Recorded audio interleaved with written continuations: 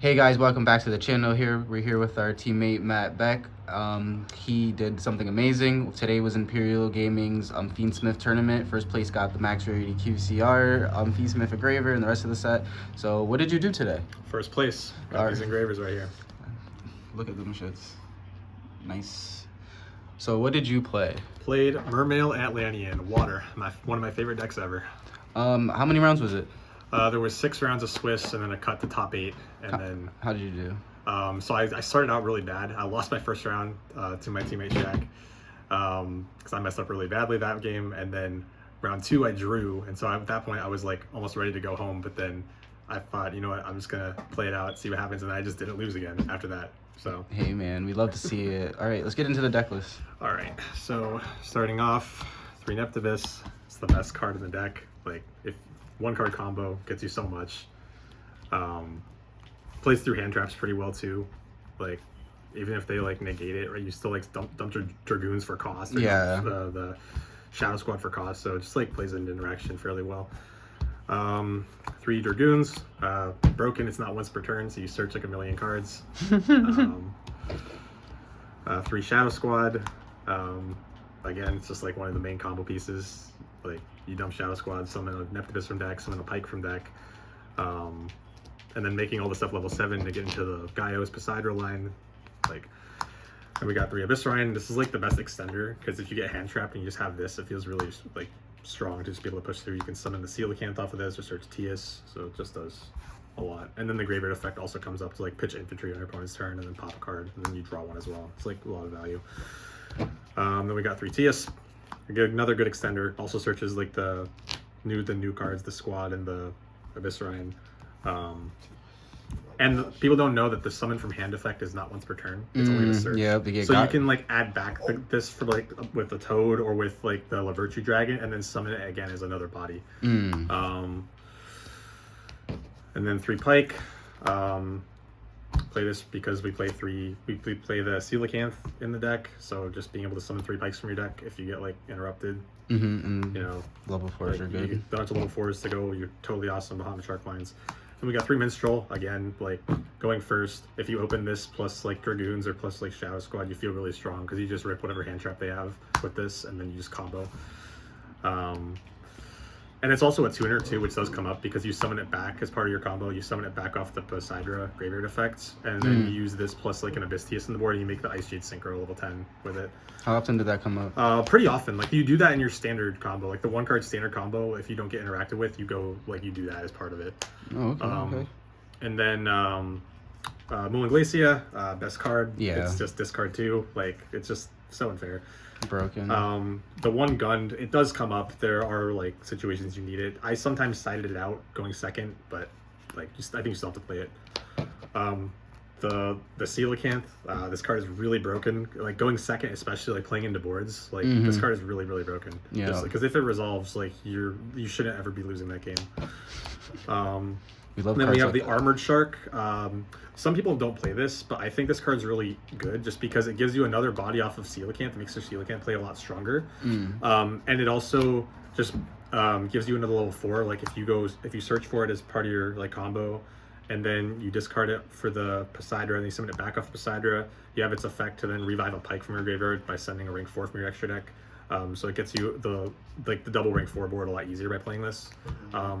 Like it might not be necessary, but I like it. And yeah, it kind of sucks to draw it, but I think I drew it like twice today, but it's not the end of the world. Never mattered. Yeah, and we got infantry. This card's really broken. Just being able to search it and then like pop stuff on your opponent's turn, like, or then going second, playing into boards, you can just like dump this off of your Neptibus or your Poseidon and then pop cards. Like, very good. Then we have Ran Aegirine. I think I only use this like maybe 1 or 2 times. It's another like level 7 extender. Like if you already have Tias and you don't want to go like Coelacanth, you can like go for this off of Abyssrine. It's another option. It got sided out a lot, to be honest. And maybe it'll get cut. I don't know, but I liked having the option in theory as another extender. That's it for like your main monsters and engine. Then we have hand traps, 6 mulcharmies. I think you kind of have to in this format. Like, these cards are crazy. I double fuwalos to one of my opponents, and he gave me like 6 cards, and just like, yeah, just very, very unfair. And then Perulia is also a water too. There's a lot of cool things because Perulia is a water. It lets you play turn 1. If you have like TS Perulia, you can pitch Perulia, and then you can actually kind of play from there. Word. Whereas like, so that interaction actually does come up, being able to discard this for your effects. Or like if you go first, you're like minstrel. You can minstrel pitch this as like if you have to, you know. Yeah, what you gotta do. So, and the other thing is it's a level 4 water with 100 attack, which means you can summon it back. I did this like 3 times today. Like summon it back off of Coral Anemone because it's less than 15 and it's a level 4, and then you make a Bahamut or to go with Toad, or you make Dweller. People don't know about that. Yeah, so there's a lot of like niche interactions that come up, but I think Perulia is really good in the main deck. And then we got Ash Blossom because you have to counter the mulcharmies. That's really the main reason. I mean, it's a good hand trap in general, but like, yeah, stopping mulcharmies is like pretty good. For spells, just 1 for 1, and the Abyss spell. I don't think you need any other of the Abyss spells. Like the spell negate one is fine, but it just contributes to bricks. Like you don't need it. So that's all really all you need. And then traps, of course, we got Imperm, Impulse. Yeah, these cards are broken. Impulse won me so many games today. This card's actually the best hand trap. Like, that's why I wasn't in top tables. Impulse, hell of a card. And then the last card is Virtue Stream, because it's all searchable with your engine. It's just the Icarus attack. It's a pop 2. Like that's pretty good. Yes, sir. You sometimes side it out going second, but I think it's worth it. Main deck's 45. I'm never playing more than 45 in this deck just because I didn't want to open new pack sleeves. That's really the only reason. Oh my god. What would you optimally play if you the sleeve didn't matter? Honestly, the deck was fine. Like I don't even know if I'd change anything, to be honest. But extra deck, 2 Bahamut, 2 Toad. You go through this like pretty standard for your turn 1 board. Dweller, this card came up a lot today as well. Being able to stop like U-Bell and stop like the Flamebirds, like Graveyard Effect, the Fire King stuff. Like it comes up a lot. Then we have the Armor Fortress to search the Armored Shark to put on top of Bahamut Shark as part of your combo. This card also being able to, you can just like put it on top of Bahamut Shark, and the fact that it can attack helps because the Bahamut Shark can attack if you use the effect, so you don't have to like link it off. You can just get like another big body to put on top and then just swing over. That actually came up a couple times, so like have enough damage for game. Yes. Then La Virtue, just really good because it gets you this, and then it gets you back to engine as well. Like you can add back like TS, so you can add back like any resources that you need really with this card.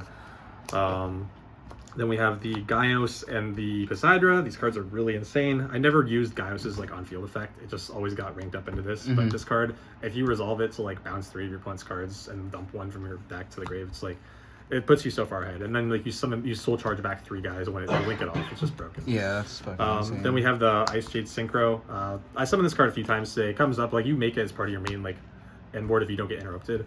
And it's just another like quick effect banish basically, and then like all your stuff gets protected too, which is also nice.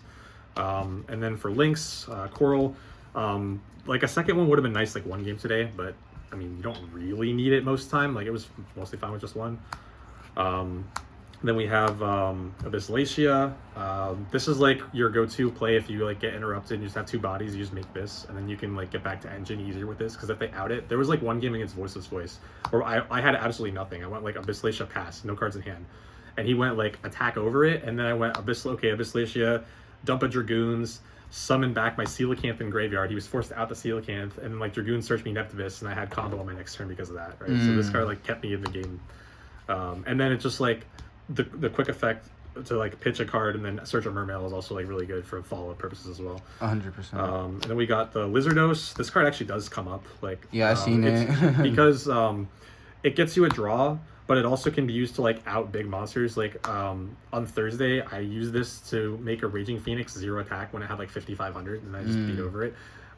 So I thought like this card does come up. I think this card's very important, and it also helps you like clear your board space, because there's sometimes where you have too many monsters and you can't like Poseidra some back 3 if you have too many, so you just go for this. You go banish itself, you clear up zones, and then you go summon back and you combo from there. Yes, sir. And then we got the Mermail King. This card's insane. It protects your like Toads and your Dweller from being targeted, so like they can't just like imperm you on their turn. Like it's very good. And then searching the equip spell is how you get back to another level 4 to make the second rank 4 as part of the combo. And then it also floats as well, so it's like this card does a lot. And then last card's Atlantis. It came up once today, but being able to like go Coral Anemone into Atlantis is really broken because you just banish your opponent's whole board because you get waterlocked and you're the one summoning back off Atlantis. So that interaction like did come up once for me today. On a side deck could use some work, but like I guess it was fine for today.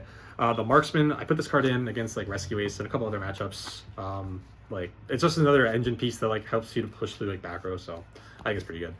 You got Droll, 1 copy of it, and then 1 copy of Nib, 1 copy of Shifter. These are all cross-out targets. Yes, like sir. the cross-outs right here. And then we also have 1 copy of Dogwood. The reason why you play 1 of this is because it's searchable with Pike. It's a level 3 water. Oh, so shit. if you're going first into like a time situation potentially, with only like a couple minutes left, you search this and then you just pass, and then you like they can't play into your board or else you're gonna be way up on life, right? How often did that come up today? Not today, it didn't come up, but it came up on Thursday. Okay. Like it comes up sometimes, but today it did not. That's crazy. Then we got 2 Cosmics, just generic removal. Against like the Snake Eye deck, it's pretty good too. You can hit like the IP, you have a spell trap zone, or like against Fire King, you hit the island and they have to lose their whole board. So Yeah. and we got 2 Dark Rulers. I never saw this card today, but in theory it would have been good against like Yubel when I played that, or Voiceless. I put this in, didn't see it, but the Called by the Grave, I don't think I drew this card either, but again, I think you just need to have this for going first. Like you want to put the cross-ups and the Called bys to have as many counters to the mulcharmies as possible. 100%. You know, just to like make sure, because if you combo off, you just win the game on the spot, right? And then the last cards were 1 Duster and 1 Evenly. Like I didn't really know what to put for like the last card, so I just threw in an Evenly. I could have been a 3rd Dark Ruler to be honest, but I actually resolved this once today and I actually won a game, so it's pretty good. But we love to see it. that is the list. Anything you want to change? Any shout outs? Nothing I really wanted to change with the list. It was pretty good. But shout outs to, of course, everybody on Team Silverback. You know, appreciate you guys. That's about it. All right, guys. Thank you for watching. Please like, comment, subscribe. More Yu-Gi-Oh content coming.